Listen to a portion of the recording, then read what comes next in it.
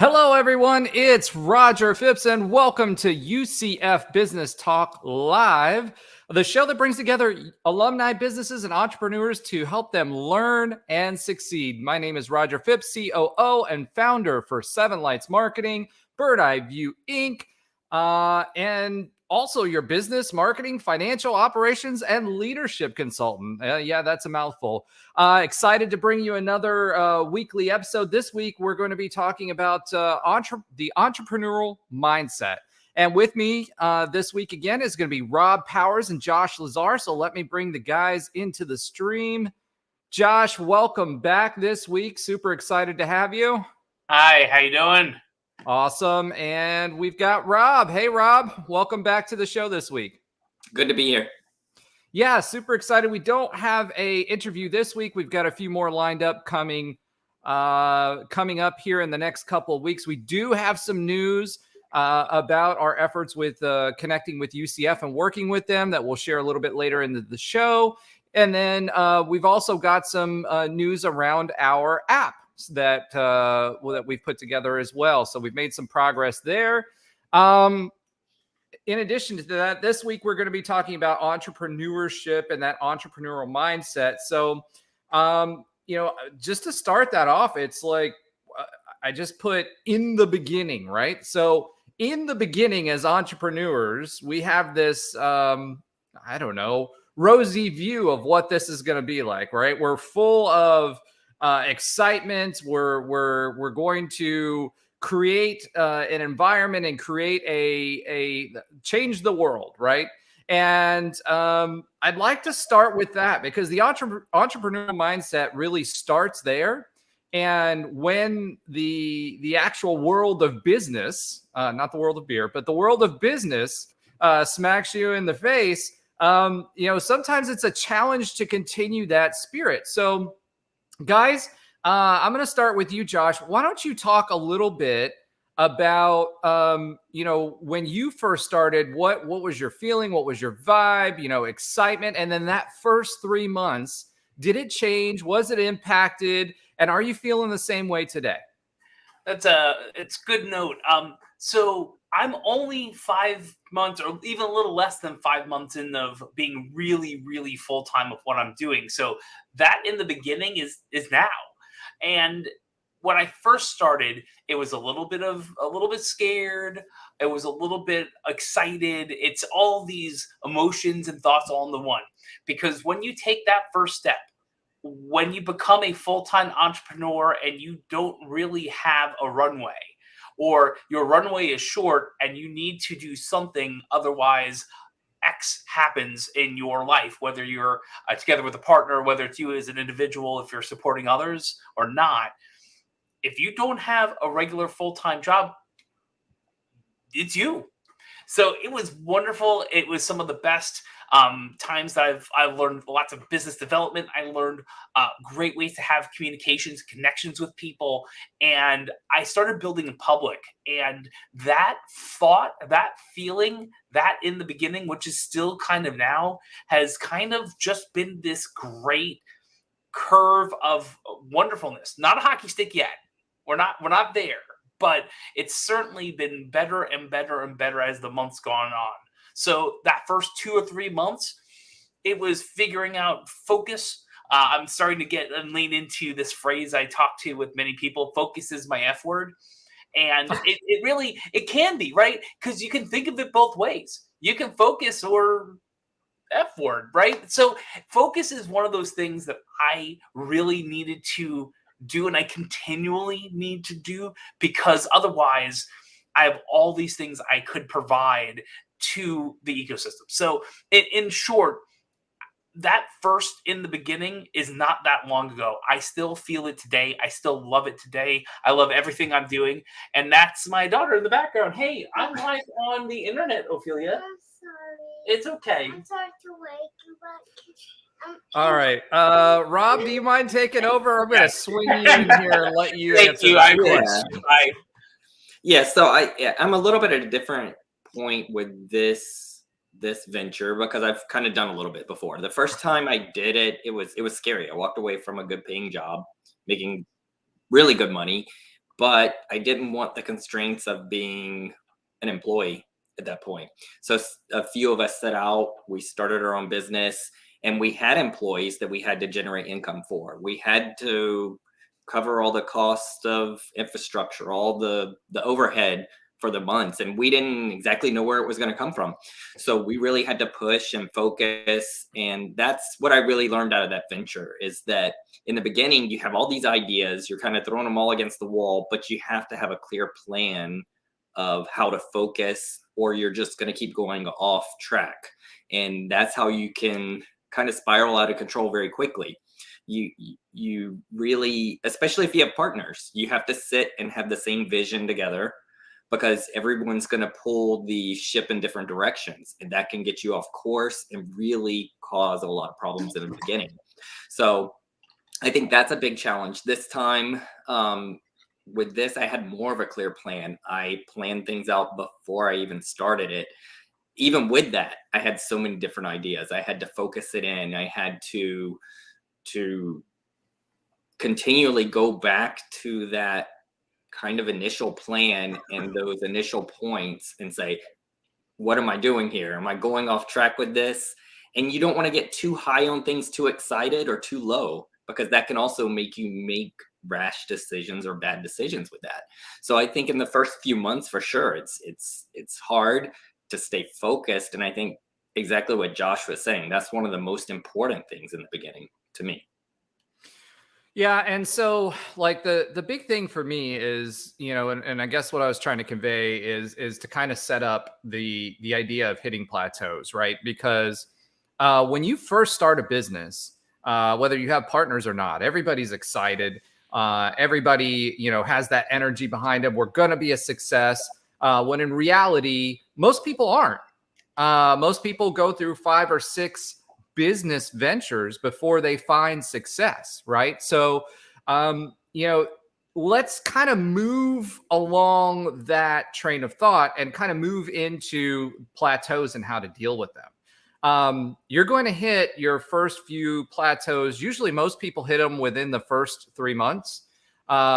Reality smacks them in the face if either their sales, infrastructure isn't there, or they aren't able to produce what they're looking for the way that they're expecting to. So let's talk about those plateaus, when you hit them, and then what you did to pull through those. So Josh, I know yours is still relatively new, but have you hit any of those plateaus? You got your first sales, you've worked through the excitement of that, and now you're moving on to reality of day-to-day business ownership. Yeah. So far, not exactly. Specifically, where I'm targeting, I have a specific sales cycle, and that sale, I started at the end of that sales cycle. So in my mind, everything that's going on right now is just completely gravy and wonderful, because I'm helping people when there isn't a traditional time to help people. So that's really right now, doing pretty good. And what I'm trying to do in this somewhat slower time, other than serving clients that I currently have and fulfilling the current contracts, is trying to really focus in and productize some of what I'm doing, and finding a good marketing way and messaging and collateral to make sure when the time comes that we need to do some really outward focused conversation starting, that I have everything in place to do that. So for plateaus, not so far yet, and I hope that continues. But what I'll do is I'll listen to you two and your experiences with that, because if it happens, then I'll just run back this conversation. All right, Rob, why don't you talk a little bit about your previous business, and what plateaus that you hit, and how you powered through them. Yeah, I think some of the challenges and blocks and plateaus that I experienced before was, you want to grow, but how do you grow? You have to have manpower. To have manpower, you have to have money to pay the people, and especially when you have higher priced employees, and that can cause a plateau in itself, and you miss out on opportunities with that. So you have to figure out structures within that, what you're going to give up to grow. You may have to take personal income and drop some. You may have to give up time. It depends on what the situation is. In our situation, we gave up time. We worked more, and then we would overwork until we had enough volume to bring someone on to help with the next level. Then we would decrease our personal incomes for a period of 6 months or so to grow, and then keep doing those in those steps, kind of stair step back and forth. And you get to a critical mass where you can get bigger opportunities at that point, where you just go full force and you really hire. And that's when you start to really explode, but it usually takes about, 4 or 5 of those stair steps. And that could be 6-month chunks at a time, even 3 to 6 months chunks. And so you've got to kind of fill it out along the way and make sure you have somewhat of controlled growth, but you're pushing through, and you don't get complacent. I think that's a big part of it, is people get complacent and they either get too high, so they're somewhat cocky and they don't keep pushing, or they drop too low. And then at that point, they just get so discouraged that they can't stay focused on the goals to keep pushing forward. And that's the whole thing. Kind of like you say, it's better to fail forward than to be stagnant, right? So that's kind of my experience in the past. That's great. And, from my perspective, I want to kind of, everybody's using these examples of what those plateaus look like, right? So I've had an organization that I've worked for that, when you're talking about growth, it's about speed. And when you're going really, really fast, there's some challenges with that. One, your sales have to keep going in order for you to be able to continue to grow. Every time that you sell, and you hit a certain pace of sales, it's like a salesperson, right? When salespeople who they're successful, they get those commission checks and then they spend it all and they don't set any to the side, right? And they don't save any, right? That's kind of like what our expectations and our emotions are like as business owners, right? But the reality is, when you're thinking about plateaus, you should be thinking about 6-month increments. Your speed should be tied in with 6-month increments, and it's going to be a separate organization every time, right? However, if you start slowing down, you hit a dry spell with your clients, or your productive capacity isn't there, then you have to think of ways to kind of overcome those plateaus. Rob, it was interesting to me that you guys had planned times where you didn't take as much income out of the business. Now, I had to do that before with another business, but it wasn't planned. We were towards year end, and we were trying to show a specific revenue profitability number. So we were really, really close. So we just didn't take as much of a paycheck until the following month, right? So you have to be flexible when you're a business owner to be able to do that and meet your goals. But at the end of the day, when you get into those plateaus, it's really, really important to dig in, to dig into your base, like to what your core values are, and to make sure that you're digging into your network, right? One of those things we all, I talk to business owners a lot, and all of them get depressed or down, or, you go from this high where you're having a really successful sprint, to use a technical term, right? And then you hit this plateau where either the business isn't growing, you aren't making, having any success, and you can go into a frustrated mode. And when you're frustrated, you don't move forward. So one of the things that I like to tell people is that if you find yourself in a position where you're not moving forward and you are frustrated, you have to stop, step away, come back to it, and understand with intention that you're brainstorming. It's like starting the business all over again. Okay, here's where we are today. We were where we were when we started. Here's where we are today. Let's take our mindset out of it. Let's spend a day just analyzing what we have, what's going well, and what's not going well, right? And once you've had that, you've mapped that out, then it's decision time. Focus on forward. That's going to be my word for this episode is focus on forward. When you're frustrated, take a step away. It's okay to be frustrated. Be frustrated for the day, but then come back. Maybe talk to your network about what you're running into.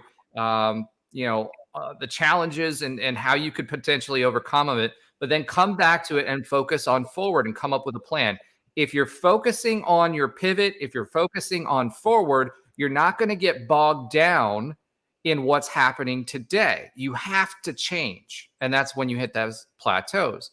From a growth perspective, that also means your business, you have to understand, you can't think about your business the same way as you did 6 months ago if you're growing quickly, right? Your process, your technology, your people, your product, those are all going to change over time. And as you hit those plateaus, you have to rethink your business model. Understand what's working, what's scalable. Hopefully you've thought about what's scalable, but most people don't when they first start a business, right? And pivot and start thinking about, how do I build the business, or how would I approach this today if this was a brand new business and this is where I was? Because a lot of people think, hey, because I'm stuck, at this point, whether it's I don't have enough sales to go get other people, right?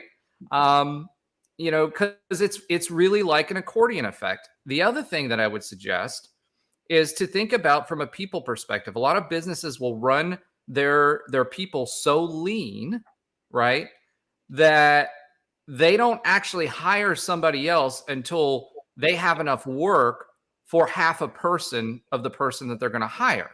You can't think of that way. You need to be focusing on that sales strategy, always on sales, because your sales is going to be your growth and it's going to allow you to afford it. Or think of alternative ways of doing it, right? Can I bring a 1099 employee in, right? Can I use, and different businesses and different industries have different ways of doing it. We talk about fractional CTOs sometimes, right? Or we talk about fractional labor. And that's really what that is you're saying, hey, I'm going to bring you in until I get those sales so I can continue to produce, continue to grow, and then pivot, right? And then be able to hire more people. Do not run your people ragged. You can do that. It will work for your business, but you're going to continue to rotate through people. And if you rotate those, as you rotate those people, you have to rehire them, which takes a lot of effort, and it takes a lot of money to retrain them. So find alternatives to do that once you're ready to hit that jumping off point. Identify it, step away, talk to your network, and then power through and focus on moving forward. So I'm going to let Josh pop in on this real quick, and then Rob. So Josh, you had something about fractional employees? Yeah, I want to do twofold on that, and I'll be quick. So first off, fractional work is really what I'm doing now. That is the interesting part, because when I started focusing and moving forward, I started seeing all the things I have on my whiteboard right behind this camera and screen, and all the things I want to do. And really the focus is going to be more towards helping people with their technology needs in a fractional sense, because it's a lot cheaper to hire me at a fraction of the time, or people in my company, than it is to hire another CIO or an IT director. So I think not only, yes, when you are a business, or a small business, it is great to have fractional help to help you with other things that you're doing, but that is a great piece to help even bigger and existing businesses who even might have CIOs or IT directors, but they want to make sure that if you want to support them and not burn them out, it is well worth it to have some fractional help. So something not only do I do, but I also leverage. So I have a fractional CTO that works with me. I'm probably going to get a fractional assistant or a part-time assistant as well to help me, because I'm not, I'm less than 5 months in. I'm revenue stream is doing well, but not well enough that I can hire a CTO and an administrative assistant. So if I'm doing some marketing campaigns, I'm looking at you, Roger, or Alan, or things like that to help me, right? To do those things because I'm not hiring a full marketing team. I don't want to belabor the point, but the truth is when you get to when you get past some of these plateaus, when you get to that speed and you get to that focus, having others have a great conversation, leveraging a diverse backgrounds and thoughts that aren't even internal to your organization can really help you accelerate. And when you get to the point to hire full-time people, guess who the first people you're going to talk to either hire or to give you recommendations? The people who already know your organization. So yeah, I think that's a great point and a great area to focus on. And what I'm hearing from the streets, if you will, is that a lot of people really want contract work because they'd rather have a fraction of that than pay a full-time and another resource and healthcare and all those other benefits. So that is a big popular topic, probably for another conversation. If I want to pull on that string a little. Yeah, and for me, one of those things, and just to be clear, for anyone who's working and is not familiar with what fractional means, explain in layman's terms what fractional means. All right. Actually, what I'll do, yes, I'll do that, and we'll talk about virtual. So there is in the CIO world, I'll be specific that there's fractional CIOs and virtual CIOs.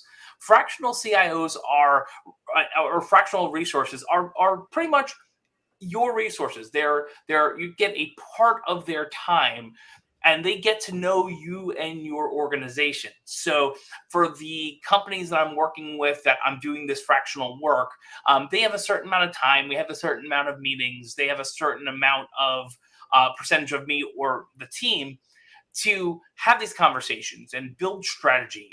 But it's not all of me.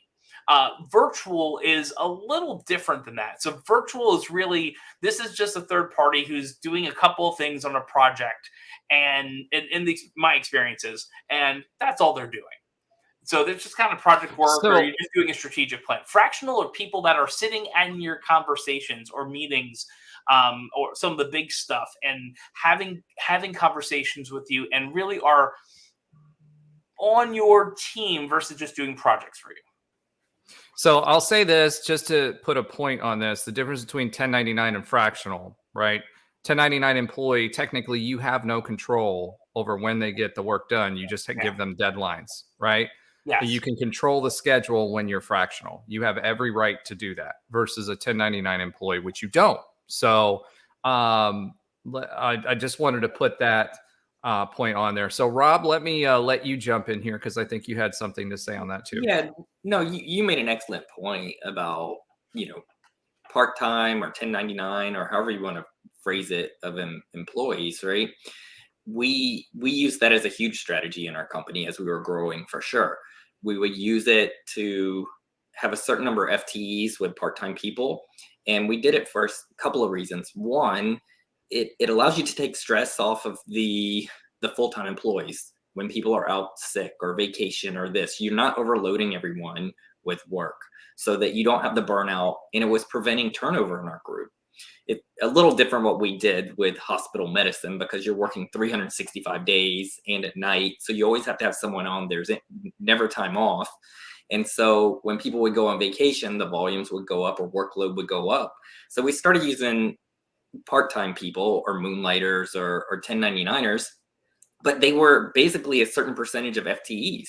And what came out of that is those particular people that would do that over time as we grew would usually become full-time employees because they got to know the group.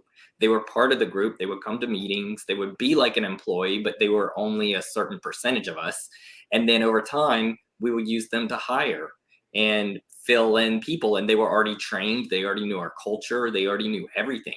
So it's a good strategy if you can employ it in your business to help turnover. Number one, it prevents it. And number two, they're built-in candidate for your job. They already know how everything works.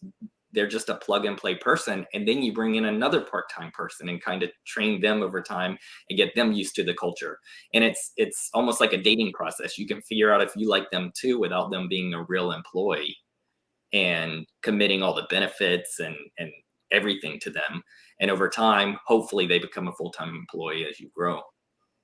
Yeah, and just not really to belabor the point, but to kind of add to it, right? So one of the things I would suggest for everybody, and we talked about this when we were talking about employing people, right, is the 90 days, using that 90-day window for employing anybody, including those fractional. Usually the fractionals are on a contract basis, right?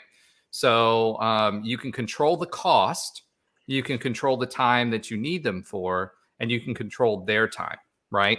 So the one thing I would suggest, though, is if you're dealing with anybody that's fractional, I would make sure that you get some recommendations from other people or have some conversations with other people that have used them so that you get an idea. They may have the technical skill, but they may be really, really hard to work with.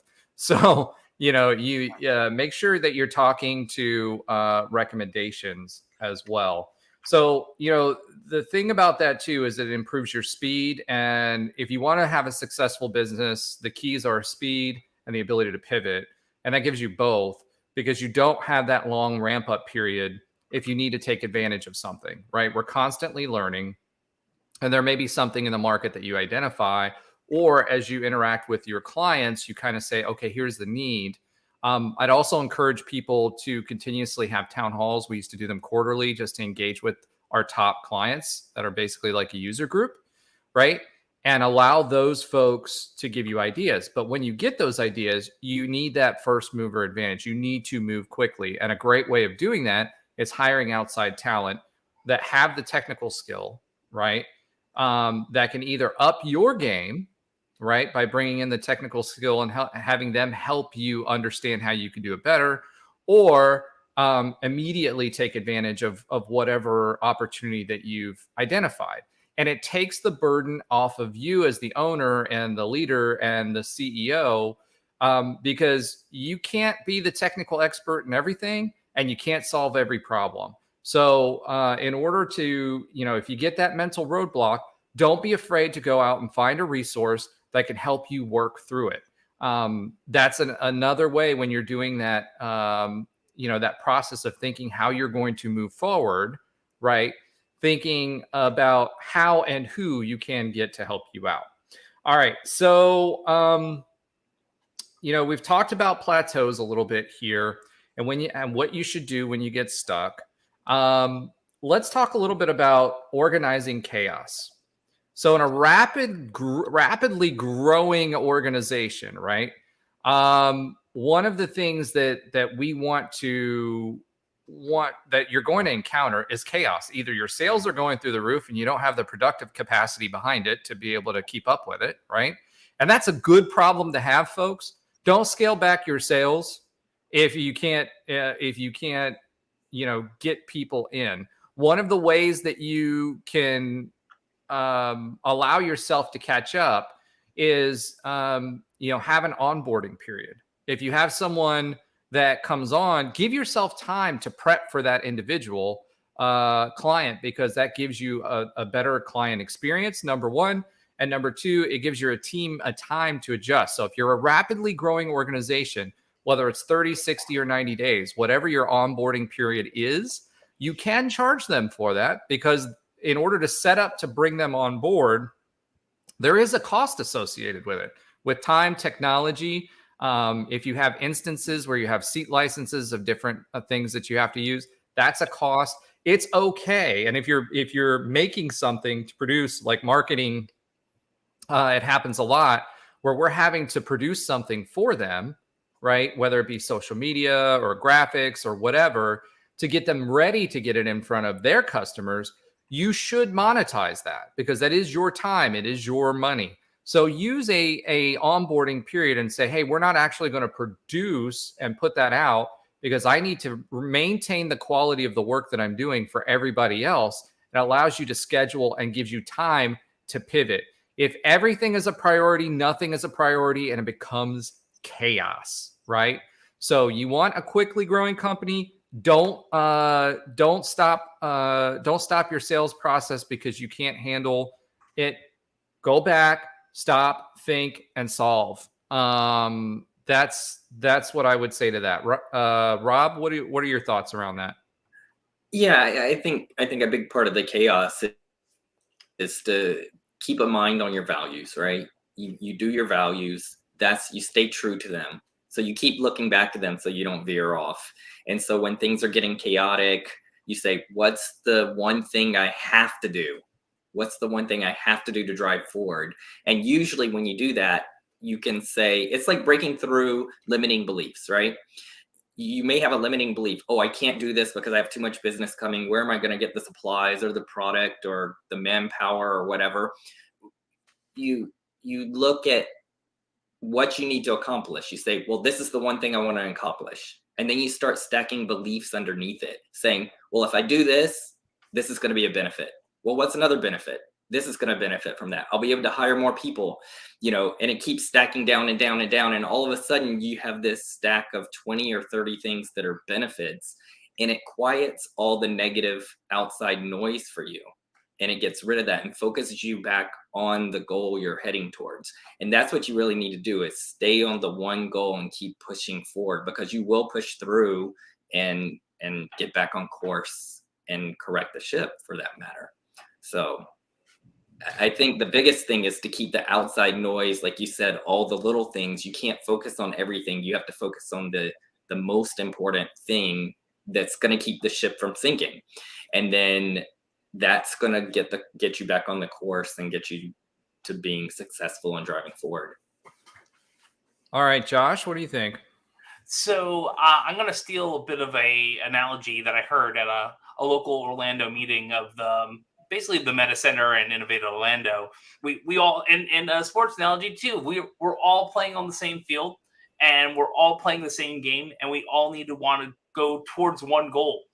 And if your focus is bifurcated within this organized chaos through sales, through business development, whether it's you or your organization, you're going to fumble the ball, or you might drop the ball.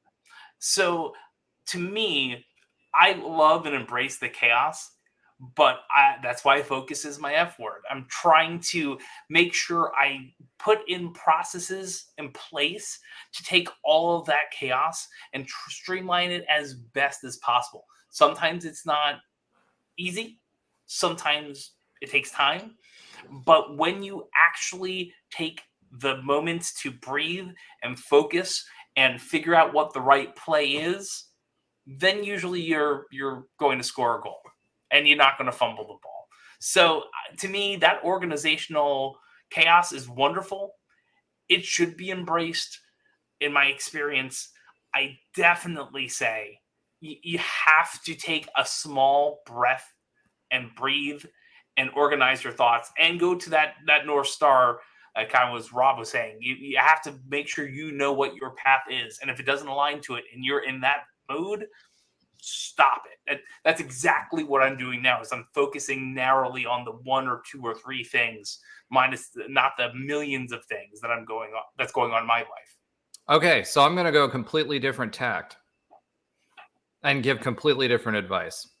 Okay. And I'm gonna say this too. There's two different situations, right? So when you're talking about organized chaos, right? There's a few things. There's the long-term problems and challenges that you're meeting, and then there's the immediate challenges that you're meeting, right? So if every day and every week that you are running a business, there are going to be a million different things that hit your desk for a million different reasons. So Susie doesn't like Bob, or, this client or customer is a terrible client that really should be fired. But because you're a small business and you're trying to grow, for whatever reason, you're hanging on to that particular client, right? Or, something goes sideways in production and the buck always stops here. So, or like you have an outage of some kind, right? So there's all kinds of different things that hit your desk, which is, for me, what makes it fun. However, when you're moving fast and when you're moving forward fast, right? And when you have situations like that, decisions need to be made. Sometimes you make the wrong decisions. It doesn't matter, especially if you have a team. You need to take control of the situation, tell people what to do, and deal with the consequences later, right? You have to take action. For long-term chaos, if there's things that, are long-term challenges or long-term problems, or a people problem or a process problem that you realized is failing, right? I wouldn't say take a step back and hold and rethink. What I would say is walk away, right? You're not going to be able to figure it out in that moment, especially if you've got a zillion other things going on. So pick and choose your time, then think about it, come up with your plan, adjust your KPIs, and start measuring success around that, because that will tell you very quickly whether it's working or not. The other thing that I was going to say is when it comes to your chaos, you have to, when you're a business owner or a business leader, if you think about everything, right, and you try to tackle it all at the same time, it becomes very overwhelming very quickly, and then you get stuck and you can get down. And then if you're in the wrong mindset, if you're not an entrepreneurial mindset, it's got to be, how am I going to solve this problem? Making sure you can take things one at a time, right? Only get through your particular day. Keep your calendar. Keep those things that are vitally important for your strategic viewpoint, right? And make sure that every day you look at what you've got done and then if chaos ensues, focus on that, but make sure that you've allotted time later on. So I always leave gaps in my calendars as pivot points, right? So if something happens during the day, I'm going to then schedule it at the end of the day. I look at the beginning. What did I get done? What do I need to get done? And, then I schedule it in those gaps for the next day. And you need to walk away and you need to go home. It doesn't mean that you've got to be there 24 hours a day. As an entrepreneur, there's the work hard, play hard mentality, and we'll talk about that next. But eventually you have to play hard. Otherwise you get overwhelmed. So Rob, I know you had something or a point you wanted to make, so I'm going to let you pop in here. Yeah, I think you made an excellent point. You were saying you have to make a decision. And I think it was kind of subtle when you said it, but it's so important, because the worst thing you can do is procrastinate and just let things keep going. Make a decision, even if you're wrong, right? Because in every decision, it's not always right. It's not always wrong. And it's just like there's not light without dark. There's two sides to everything. So when you make a decision and you have a failure, you can learn from it and see what you should have done to be successful the next time. Just as if you're successful, you should look at it and see what the negatives are, because there's positive and negatives to every decision, whether we believe it or not. And that's how you keep yourself centered and keep yourself moving forward all the time, because you can learn from every decision, whether it's a good decision or bad decision. Well, even then, I think it's positivity. I think it's positivity because you're moving forward, right? Even if you make a mistake, there's still momentum. Yeah, there's still momentum, 100%. So, and then the other part about it is that turns into positive energy, right? Oh, so, one of the things you have to do is avoid taking positive momentum and allowing frustration to take over that time. So I borrowed one of our talking points from last week: think big, act big, learn big. And I think I'm going to add something to it. I'm going to say act now. Think big, act big, learn big, schedule big, act now, right? Don't procrastinate.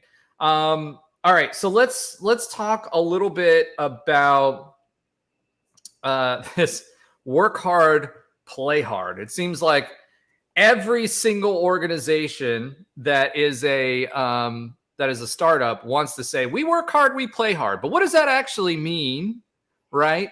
And what's the right levels of doing that? And how often should you do that, right? And I think there's some ideas that I have from my experience, but I'm gonna let you guys talk about that a little bit. So Rob, you're a doctor. That's a pretty stressful job. Lord knows I couldn't do that. The sight of blood would make me faint.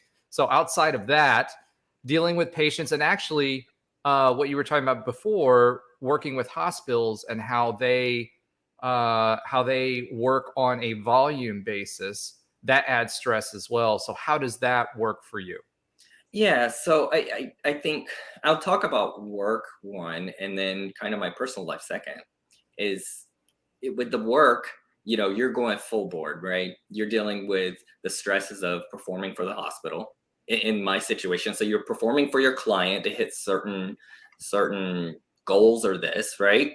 But you're in a precarious situation. We were in a precarious situation because we were having to hit goals for the hospital, hit goals for the patient, right? And hit goals for the doctors outside the hospital. So we kind of had three clients. And to be honest, they didn't always align of what we should be doing, right?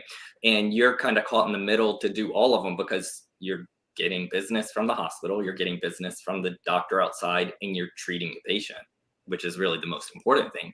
So that could be very stressful, and you work very hard, and it's hard to turn it off when you go home. So that was an important lesson even before I was an entrepreneur, is to learn how to turn some of the things off and not bring it home and carry it over into your home life, which I think is very important for anyone running a business and having a lot of stress. And that leads me to when I did run companies, mine wasn't work hard, play hard. It was work hard, work harder. We were working all the time, and it was just like an onslaught. You would think about it all the time. How do you grow the business? How do you keep employees happy? How do you make sure you're covering all the needs? And that's when I think you need a support group of some sort, either other entrepreneurs to help you or people in your own company that you can, kind of the key players that you can all share this sort of stuff with, and be humble enough to say, hey, I need to dump some stuff on other people. I can't handle everything, and start delegating. And I think that's a real skill that you have to develop to be successful, because if you don't, you will burn out and your company will not be successful. That's 100%. All right. I'm going to hand the baton to Josh. Any thoughts on that? So to me, work hard, play hard. I'm not a big fan of the phrase. I'm just not. I am. Because I feel like there are so many people that go by the ethos that you have to grind every day, all day, 80 hours a week, 52 weeks a year for 5 years to get ahead, to do well. Maybe less weeks, maybe less hours, but there's that mentality. And it's interesting. I didn't go into business for myself to do that. I went into business for myself to have the flexibility and freedom to do what I need to do to serve clients, and the flexibility and freedom to be with my family and to do things personally. So I might be the only person that has that ideology here, and because you are in different areas, but I want freedom and I want flexibility, and I want to be able to serve clients to the best of my ability when they need it as best as possible. So I really, I've had lots of conversations about this recently when we're talking about community building and talking with different CEOs and different founders and different people up in Credo Conduit, which my company just got into with membership, and when I'm talking with Innovate Orlando and other technologists around town. There's this pejorative word called a lifestyle company, where you build something and you're enjoying life and it does well, but there's nothing more to it than that. That's what I think a lot more people are really striving for. They want community, they want connection, but they also want flexibility and freedom. I think that's way more important for some than others. So work hard, play hard. That's not me. I will work hard. Not saying this is going to happen, but to what most people that I hear say that phrase, I'm thinking about the people who are working 80 hours a week that are neglecting their family or neglecting things at home or their friends, or have health issues because of that. And maybe I'm wrong.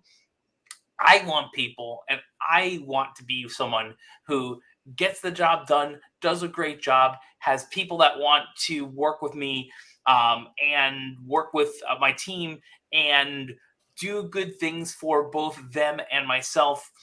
And it's not going to be happening 80, 100 hours a week. I might be a little different than your thoughts, but that's just me. That's why I went into business. Freedom, flexibility, and serving people with great information and knowledge. Okay, so I will say this. I am going to work, no matter what I do, as a senior executive, you're going to work 60 to 70 hours a week. You're always on call. I've been there, done that, been in C-suite, all of that, right?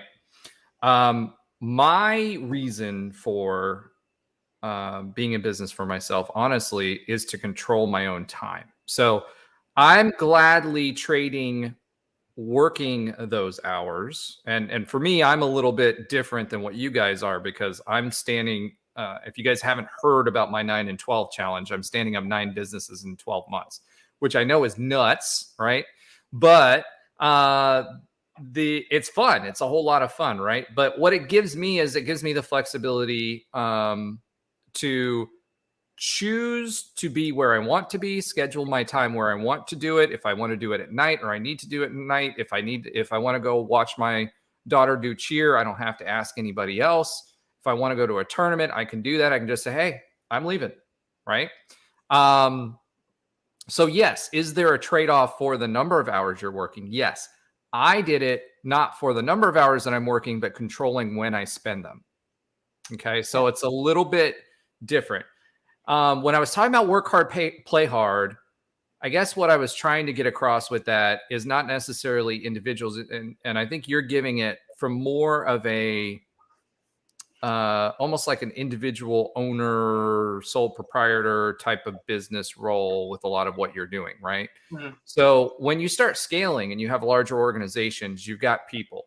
And when you've got people, you've got to create culture, right? And culture, work hard, play hard. First of all, a lot of owners and executives expect their employees to have the same work ethic as what they do. And you are never, and I'm going to say this outwardly, you started a business, 99% of business owners are going to have more of a work ethic than what their employees are. Even if they own a partial ownership percentage of the organization, it's not their baby. It's your baby. You're intrinsically motivated, right? You're extrinsically motivated, right? And you're responsible for everybody's paycheck, right? So if you want to be a business owner, you're going to have to work hard. Culturally, what you can do, though, is you can also play hard, which means when reward yourself and reward your team and canonize that in your culture, whether it's, having, and I'm not advocating for this, but this is something I've done in the past, right? Nerf guns at stations, and, on Wednesdays at 10 o'clock, everybody just jumps up randomly and has like a 20 or a 10-minute like Nerf gun fight where you're just fighting each other, right? Or whether it's, going, when I worked at Disney, I would take my team to the park as often as I could and go buy them lunch and, take them on a ride, to take them for an extended ride, right? Or whether it was making sure every month my team had an event that they went to outside of work where that was, not mandatory, but outside of work that they could go to and do something fun together, whether it be golf or whatever, right? But you have to make sure that you're building and not making everything about work. You can work hard, but also introduce fun into that culture for your people, right? Okay. Yeah. So that's kind of where I was getting at. And also for yourself. Part of the reason you're in the business for yourself is so you control your time. You're giving up your time and really not getting as much money. I mean, if you really look at it, most people, when they're starting businesses, they're getting paid below minimum wage, right? You're getting paid maybe minimum wage at most, right? With the number of hours that you put in before the business launched, Then when the business launches, and then if you're highly successful, hopefully you're able after the first year to break even, and with salaries, etc. So play hard, right? Work hard, but also play hard. Make sure you're taking the time for yourself. Make sure you're taking the time with your family. Go take a trip, whatever. If you're stressed out, everybody else is stressed out. And if you're constantly working and you're not taking advantage of that, then what ends up happening is you get frustrated and you get irritable, and that brings performance down for everybody. And include your teams. Make sure you have that as a canon in your work life, right? Make sure whatever that is, however you choose to express that with your team, make sure there's a play hard culture in there as well. It can't always be high expectations. So that's, I guess, where I was going with that. Roger. Yeah. So it just, I thought of this. What would you suggest? Because I've heard those same things before, and we did things like that when I was with my larger company, right? Where we would have social things. We had, lifestyle things built in is what we tried to incorporate, and that helped with us retaining employees and everything, and better productivity actually. But how would you suggest a company do that in the beginning where they have limited employees, say like 3, 4 employees? How do you create a culture like that where, it's where you have that kind of reward system, but it's a very, very limited people, maybe 3 employees? Okay, so I'll say this. The easiest way to do that is understand you have flexibility in your time. If you have 3 employees, especially at a startup of any kind, usually they understand that you're going to work harder at certain moments and then others you're not, right? So be flexible with their time. If you don't have a lot going on that day, let them go early on a Friday, right? But make sure that you canonize certain things in there. Like one of the things that you could do is if you've got 3 people, go meet for breakfast every Friday morning, right? Go to, and I don't know why, First Watch, right? Because they're a UCF owned brand. So there you go. Don't go to Waffle House. Go to First Watch and get them smothered, covered. And for those of you that are football fans, will know what I'm talking about. But support UCF businesses. Go find a UCF business or a restaurant or something, and take them whatever that needs to be. But do it before work starts and spend a little time with them and talk like human beings. It's much easier to do that when you're a small organization, right, than it is when you're large. It's much easier to be more personable. But food is a great way to do that. Or if you've got 3 people, go bowling, right? But incorporate challenges. So here's the other advice I'll give into it. Always incorporate challenges and don't be afraid of humility. So I had this group of people that I started working with at a larger organization where the leader of that organization was never there. They lived in another state. They never interacted with the employees. They never asked how they were, all that stuff, right? So one of the things I'd like to do at larger organizations is every quarter we'd have a picnic, right? So we'd go out, we'd pay for all the food and stuff. We'd have games, whatever. I would cook. And one of the things that we also offered was charity. So I would allow them and go with them if they chose to work with me. Comfort Cases was the one that I was doing with this particular one, which is a great charity, by the way. Encourage everyone to look into that. They are national.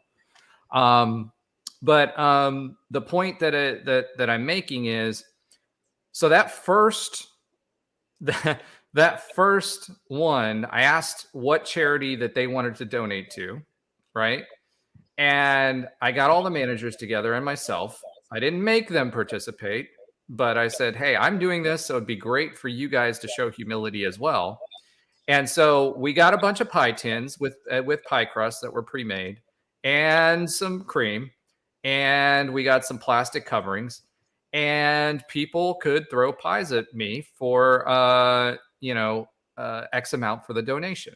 So what that did was it showed humility, right? And you don't have to do that. But the point is make sure that you're showing humility with your team, because they need to understand that you're in this together, especially as a small organization. Those bonds, those things that you're going to go through, they're going to be tough.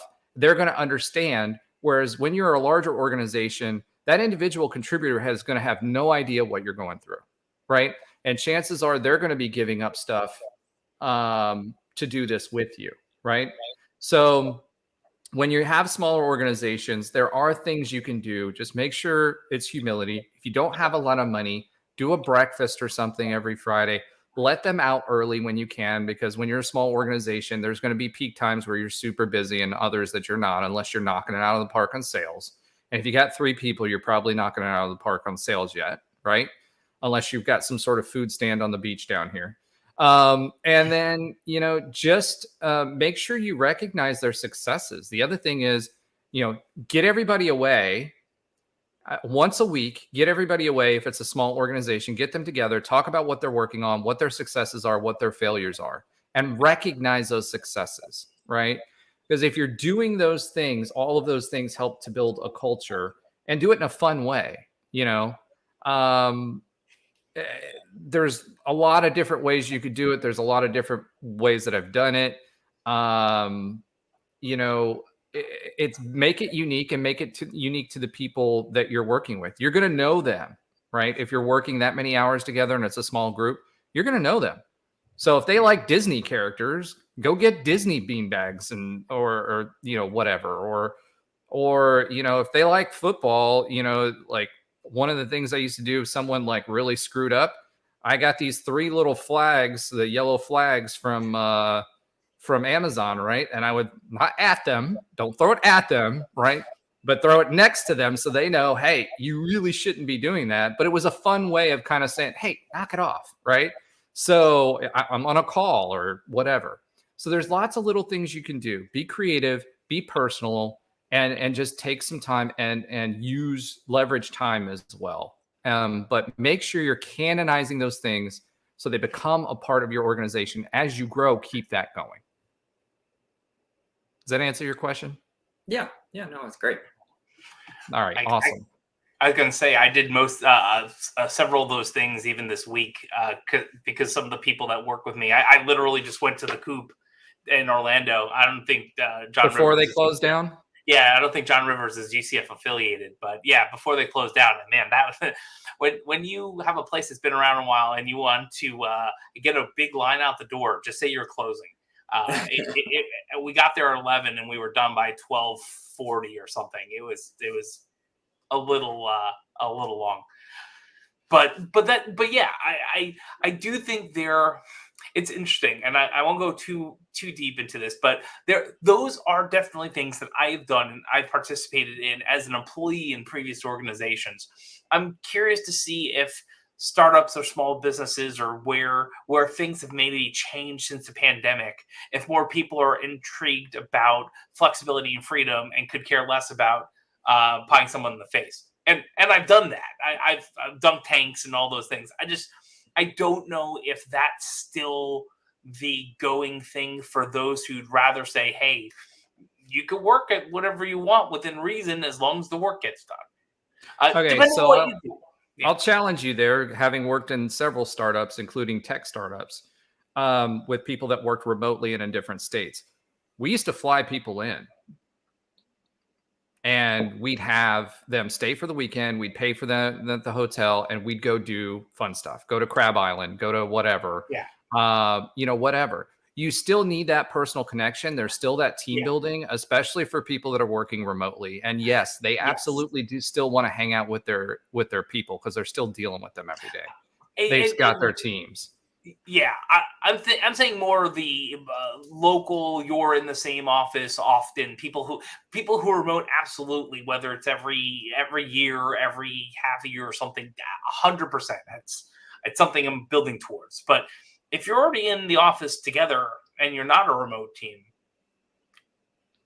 I would be intrigued to learn more about. Because that to me, it still feels like flexibility and freedom are what people seem to crave. What I'm seeing from the people who I'm helping with resumes and doing those things, that's really important right now. Yeah, but you're going to get that flexibility and freedom anyway within that, and even if you let them off early, right? At the end of the day, spending time with each other together when it's not just work related, and having people be personal and get to know each other outside of just, hey, I'm in the cubicle next to you or the office next to you or whatever, is vital. So it's been my experience in the last 3 organizations. You still go and do those things. You still go and have fun. Some people will participate longer. Some people find it more valuable than others. But when you do those things, you're building memories, and you're building your culture around people and not about what you're producing. So, and that age, we had a lot of younger folks that were first timers, because the strategy was, hey, we're going to pay them a little bit less on the front end. We're going to give them opportunity, and then we'll increase it above, because they had no experience, but then we'll increase to slightly above market for those once they do, and they have faster opportunity to grow and gain experience, right? And those folks, they're all in their early 20s. They 100% enjoyed it and craved it, and it was just part of the culture. And that was our culture. So that's, I will say it may not be for everybody, but that's been my experience. Yeah. And that is, that's what I enjoy myself. I agree. It's an and proposition, not an or proposition. Yeah. You'll hear me say that all the time. It's an and proposition, not an or proposition. Fair. Yeah. And if you can do both, that's wonderful. Absolutely. All right, guys, we're at 1 hour and 1 minute and 36 seconds. And, we usually wrap these up by 1:07. So let's give a couple of quick updates. I'm going to give one. Alan, who didn't join us tonight, he was working with me on an executive summary for UCF. The idea with that is the incubator program is going to help us, continue our mission within UCF and help us reach people within UCF that we wouldn't ordinarily be able to do, to help us with our mission and connecting alumni. So we have the first draft. I'm going to review that tomorrow. And once we button that up, we'll get that over to UCF. And then Josh, I know we added a few things on goldenknightsclub.com. So do you want to shout out about those? Yeah, what we did was tighten up the mobile responsiveness of the app. So if you're on your phone, you go to goldenknightsclub.com. Everything should be a lot easier to view and use. You can sign up at any point if you're a UCF business owner. We have a couple of people that are slowly starting to get on the bandwagon, so that is good. We're putting out some marketing and some other materials, both in local meetups about it and outside of there. So yeah, the best thing about it, and this is again the entire team that's doing this, is our UCF students that are interns at Tech Think Tank, and it's small. If you've been a developer for a while, you're like, but they actually got a development to production pipeline going well. So they were able to test things in development, check it out on their phones, make sure some of the other functionality is working properly, go through proper user acceptance testing, send it over to production, went to production, all the data is still there, and it went pretty flawlessly. Roger pointed out something when he saw something, and it was done within a day. So that's really, we're getting some really good momentum with how the things are being built and the knowledge that the students are learning through this project and some others. Yeah, and then the other thing too, I'll point out, is the search functionality is working. We were talking about that last couple of times. The search functionality is working there as well. So as we add more people onto the list, so guys, make sure you go on there and add your information, right? And make sure that you're adding them on there so that, that people really need to use that search function. So excited about that. Josh, thank you so much for working on that. And, as far as the channel is concerned, continue to like. It really does help us as well. For those of you that are tuning in on LinkedIn, there's a lot of you actually, and we appreciate the support, and we can see the support. And we hope we're providing value to you. But also do us a favor, subscribe on our YouTube channel. That's posted on there as well. And you can see past episodes and catch up if you missed them as well. So, all right. So as always, Josh, where can people find you? So right now, best way you can find me is either at techthinktank.com. That's where most of the things are going on at the moment. You can really find me on LinkedIn. LinkedIn is where I'm putting out most of my content. If you want to see kind of what we do, that'll be revamped pretty soon. The focus is my F word is actually a .com that goes to my personal site because everyone loves that phrase. So I need to start pumping that out there. But my focus right now is more of the virtual CIO services, maybe fractional if a client wants to spend enough money. And I'm building out that ecosystem of clients now. So that's mostly what I'm focusing on, other than the development work with Roger and everyone else here. All right, Rob. You can find me, the easiest way is just my website, myeternalvitality.com. It has phone number, email, social media, all this stuff on there. So you can see what we do. It has everything that we do and read about us. If you need us, give us a call, email, or connect with us. Awesome. And for me, we are Seven Lights. So Seven Lights Agency, or sevenlights-agency.com. We're a full service agency model. So we do a la carte services and full services. We have a specialization in all things video, small to large scale video production. If you need any consulting services, you can also reach me at bossleadershipsolutions@gmail.com.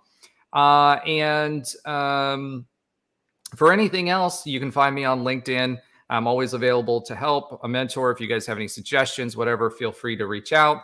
And remember to follow us also on Twitter on UBT Live. So thank you, everyone, again, for a successful week.